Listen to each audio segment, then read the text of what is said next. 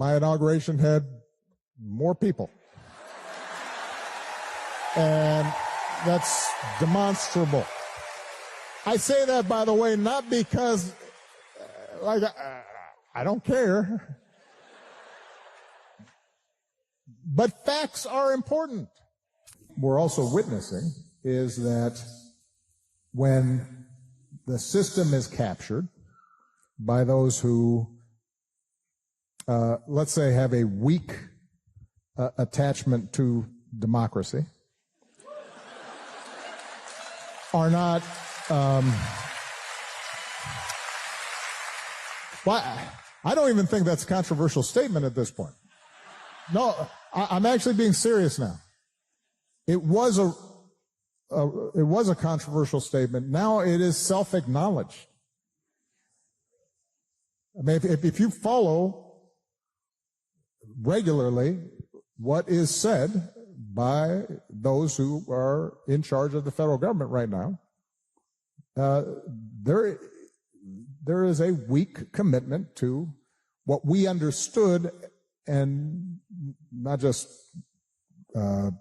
my generation, at least since World War II, our understanding of how a liberal democracy is supposed to work. And when I say liberal, I don't mean left. I mean liberal in the sense of believing in rule of law and independent judiciary and freedom of the press and freedom of assembly and protest and compromise and pluralism. All those institutional norms and laws that were embodied in the Constitution imperfectly and then over time were expanded so that we had a basic understanding of, like, I can't just be picked up on the street and hauled off to another country.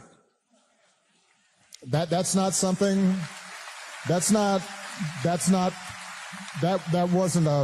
wasn't a partisan view. That wasn't a Republican or a Democratic notion that shouldn't happen. That was an American value and norm. And so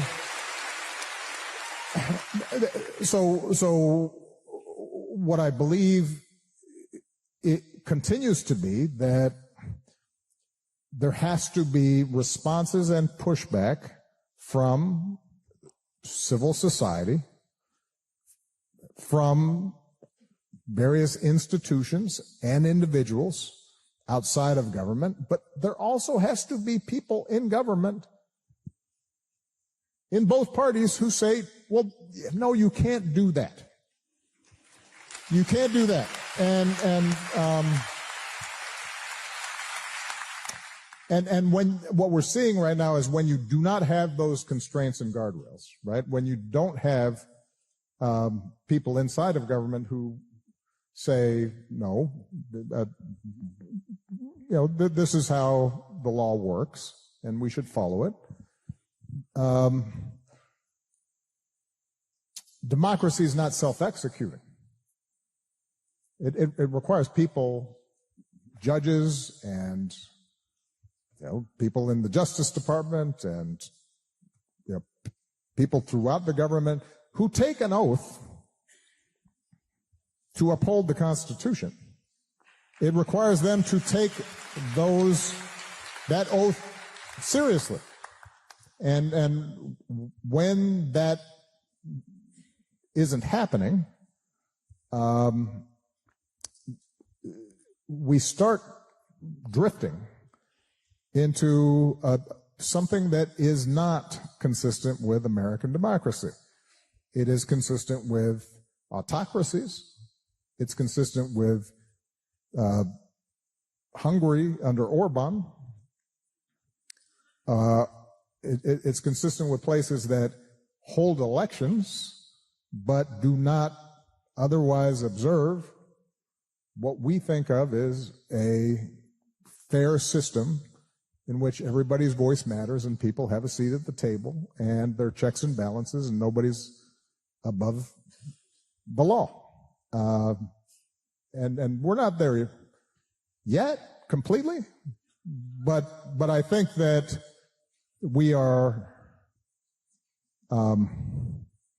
dangerously close to normalizing behavior like that. And we need people both outside government and inside of government saying, let's not go over that over that cliff, because it's hard to recover. And part of the reason I think it's interesting, when I was first elected, we were in the middle of a huge global financial crisis. It had started on Wall Street, so understandably, other countries were annoyed about it. And the Iraq War, obviously, was not popular around the world. And so our reputation and our leadership globally had dipped pretty significantly. And so I come in first year, and I'm doing a lot of travel and making a lot of speeches and holding town halls and like this in foreign countries. And one of the raps that I got from the opposition, from the Republican side, was, he's on an apology tour. And basically what they were arguing was that I wasn't just going around bullying other countries and telling them that we're better than you, which I thought was a bad strategy to get them to cooperate to, I don't know, that's human nature, I think. But what they always missed, and what I would always say everywhere I went around the world, was what makes America exceptional is not that it has the biggest military. It's not that it has the largest economy. What really makes America exceptional is that it's the only big country on earth, and maybe the only real superpower in history, that is made up of people from every corner of the globe. And they show up, they come here, and the glue that holds us together is this crazy experiment called democracy. And this idea that we can somehow, despite all our differences, we don't look alike, we don't worship God in the same way, we don't like the same foods, and yet, when this experiment works, it gives the world a little bit of hope, because it says it is possible for human beings who are not bound by tribe or race or blood, but are instead bound by an idea, that they can somehow work together and arrive at a common good. That's what made America exceptional.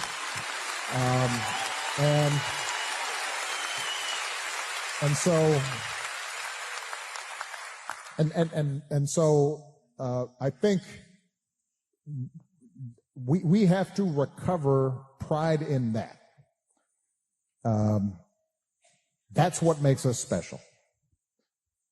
That and our capacity through this constitutional process and representative government and an adherence to certain ideas has allowed us to get better. Not perfect, but get better over time.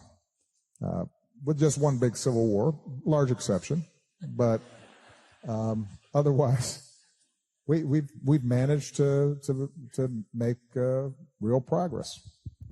One of the most important challenges I think our democracy faces is, how do we regain some common sense of truth? Not absolute truth, but rough, basic truth.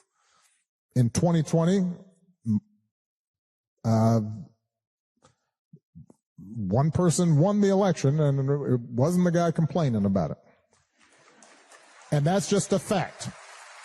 That wasn't, just like, my inauguration had more people. And that's demonstrable. I say that, by the way, not because, I don't care. But facts are important. Because if you can't, and I think one of the most pernicious things that has happened is we have a situation now where we're not just arguing policy or values or opinions, but basic facts are being contested. And that is a problem. Because then the marketplace of ideas of the democracy don't work. I've said this before, but I always repeat it. You and I can have an opinion about this little side table. You might not like the design, you might not like the color or how it's finished, but we can have that discussion. If I say to you, this is a lawnmower, you'll think I'm crazy. And if I really believe it, I'll think you're crazy. And we're now in a situation in which we are having these just basic factual arguments. And that further undermines trust. And those in power, those with money, exploit that space in which nobody knows what's true. Vladimir Putin and the KGB had a saying that was then adopted proudly by Steve Bannon, which was, if you want propaganda to be effective, you don't have to convince people that what you are saying is true. You just have to flood the zone with so much poop. They used a different word, but you have to flood the zone with so much untruth constantly that at some point people don't believe anything. So it doesn't matter if a candidate running for office just is constantly, just hypothetically, saying untrue things. Or if an elected president claims that he won when he lost, and that the system was rigged. But then when he wins, then it isn't rigged. Because he won. It doesn't matter if everybody believes it. It just matters if everybody starts kind of throwing up their hands and saying, well, I guess it doesn't matter. And that's what's happened. That's what's happened in one of our major political parties. You have a whole bunch of people who know that's not true, but we will pretend like it is. And that is dangerous. So there is a story about America that includes everybody. It's a good story. It's a story about people who, it's a story about people who aren't pretentious and don't believe that anybody is worse than them or better than them. That we're all endowed with a core dignity and are deserving of rights and respect, and have to assume responsibility for ourselves individually and our collective lives. And we all play a part. And that historically has not been I'm repeating myself here, it hasn't been a Republican or a Democratic idea. That is an American idea that everybody could tap into. And if that ends up being our starting point for a common identity, if our starting point is these homespun values of we don't have aristocracies here, we don't have rank, we don't have monarchies, we have rule of law, all people are equal in the eyes of the law, that we all have a part to play in democracy, that we all have to take individual responsibility for our lives, but we also have to, as Lincoln said, do some things together because we can do it better together than we can do it apart. If that's our starting point, then I think we'll be okay. But that's not where we are right now. I think right now what we're seeing is a politics that is reasserting a bad story of America, which is that even if there aren't technically ranks, we like the idea of caste, and we like the idea of hierarchy. And some people, this is our country, the real Americans, and these other folks are the phony and the fake Americans, or not even American. And that story also has a deep history in this country, right? That says, okay, the first Americans aren't Americans. And slaves are not Americans. And women are sort of Americans as long as they're doing what their husbands say.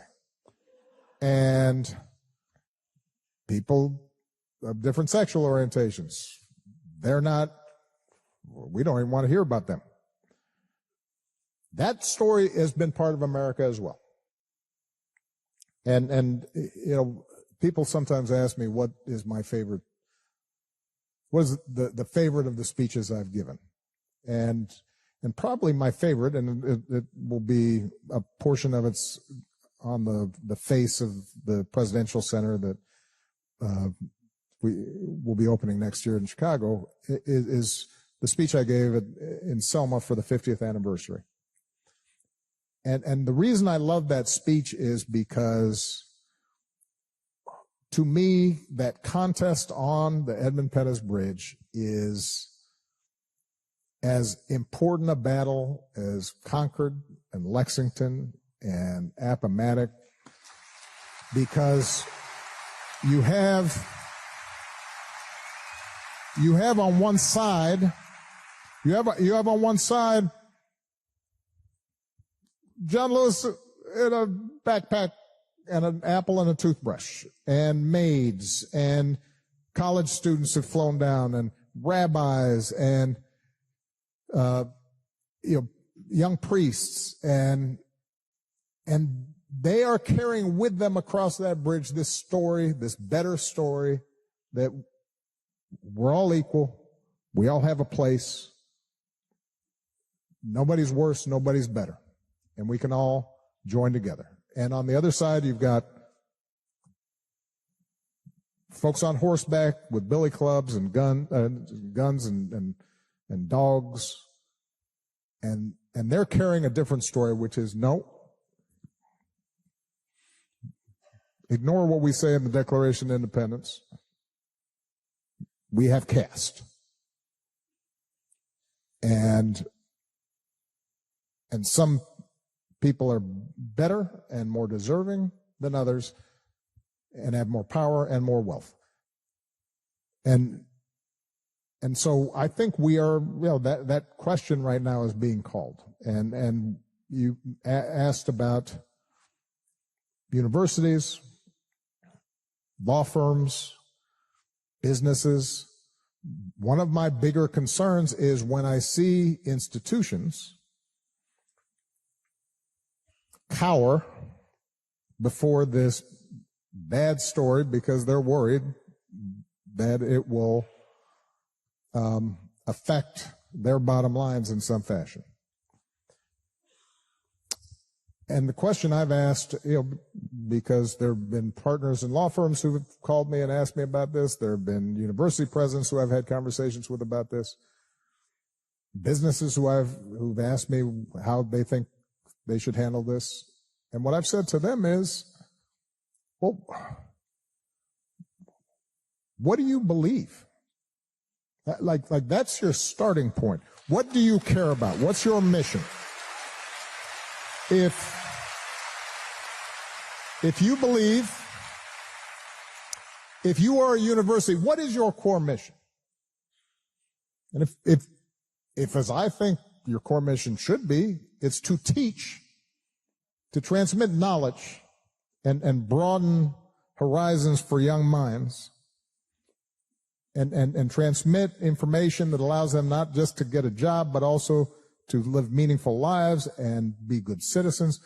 If that's your mission, then it really doesn't matter what the threats are coming up from the outside. You push back against somebody who says you can't carry out that mission. If you are a law firm, then now obviously you're running a business, it's a partnership, you're billing, you want clients, but you're also all supposed to be officers of the court. You went into the law presumably not just because you couldn't think of anything else to do, or your dad or your mom thought it was a good idea. Presumably you went into the law because you believe in the law. So if you are getting pressure from government saying ignore or fudge or compromise that commitment, you have to push back. Now,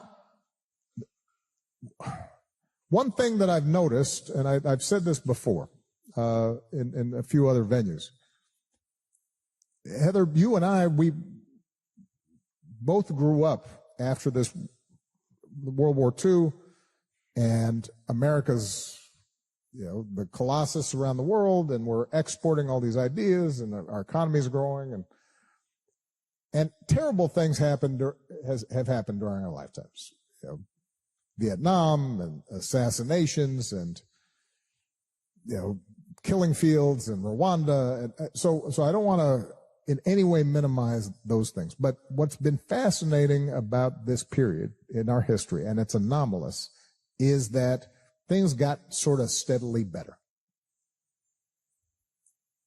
I mean, the world became hugely wealthier and healthier and better educated, and infant mortality dropped, and women and girls suddenly had access to education, and human rights became an idea that people violated but were guilty about. If you listen to sometimes like just Nixon, the Nixon tapes just talking about bombing Cambodia, crazy how indifferent they were in ways that were taken for granted then. And now, whatever differences I have with the Bush administration, they wouldn't have conversations like that. And that happened just in 20 years.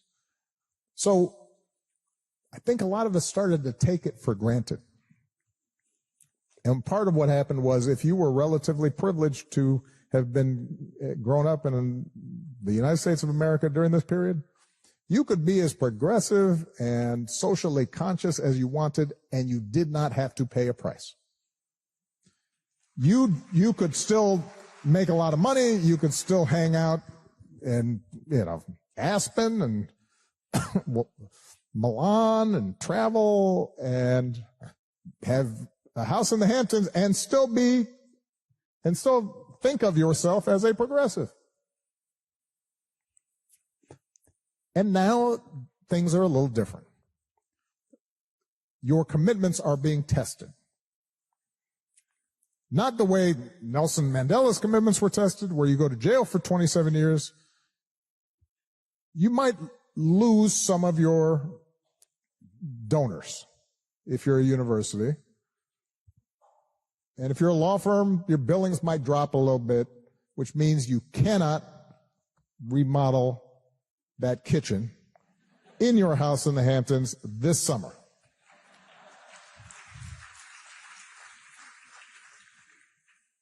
And if you're a business, and this has happened because I've been getting calls about it, yes, you may be threatened by an administration that says we won't approve a merger or we will launch an investigation of you and we will make you uncomfortable. Part of what all this tariff stuff is about, by the way, because it's such it is such poorly thought out economics. So you kind of wonder, well, why would you do something that's just not well thought out?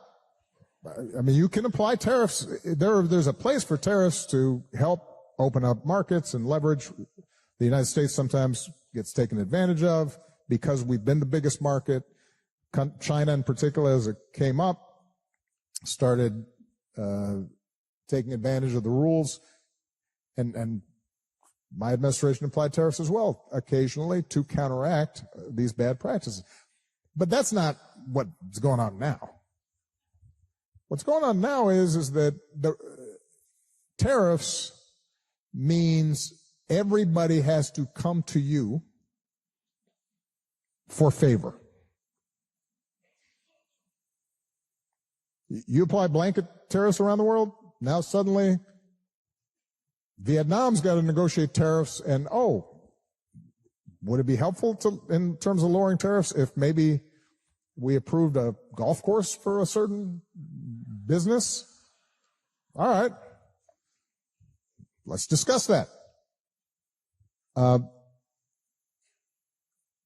So what's happening is that we now have a situation in which all of us are going to be tested in some way.